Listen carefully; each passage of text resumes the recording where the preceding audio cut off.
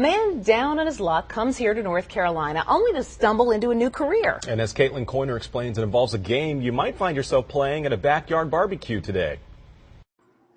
Before he started puttering around in this work shed of his Burlington home, Frank was in car sales in Florida until the economy took a turn for the worse. We had a really nice house. We ended up losing it to foreclosure. Have some family here in North Carolina, and we made the move. And this move led to Frank's first introduction to the game of Cornhole at a family party. This popular tailgating game involves throwing beanbags filled with corn at wooden boards. It's scored kind of like horseshoes. 1 point if you land a bag on the board, 3 if you sink it in the hole, and you play to 21 points.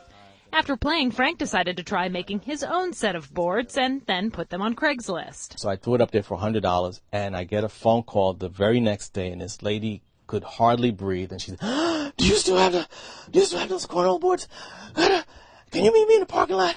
And I'm like, okay. And with that, a business was born. His first boards were a little rough, but he progressed to using higher quality lumber with professional paint and decal work. He started last August, and by this past Christmas, he had more orders than he could handle. I literally lived here, and there were times when it'd be 5 o'clock in the morning, and at 17 degrees out there and snow on the ground, and I'm in the shed, and I was working till at least 11 o'clock every night, 7 days a week, just trying to keep up. And the work quickly took over his entire home, from his work shed to his garage to a sewing setup in his living room. With the orders pouring in, Frank stayed busy, even hiring 18-year-old Zach to help him part-time. Between the two of them, they've been averaging 5 to 10 sets of boards a week, many of which are then preserved in this photo album that Frank keeps. But the amazing thing about his success is that Frank doesn't have a website. He gets all his business through Craigslist or word of mouth, which led to one phone call request that actually came in while we were there. What's your friend's name?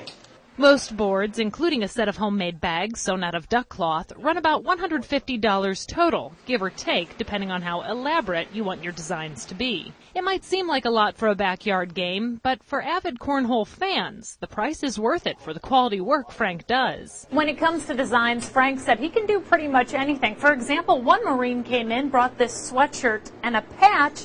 Frank took one look at them and turned them into these boards you see here. Frank says he creates each set of boards as if he were crafting furniture, and there's no doubt he takes pride in his work. And while he's not getting rich off his work, he is making enough to pay his mortgage, and he's doing something he loves, which he says is more than enough for him.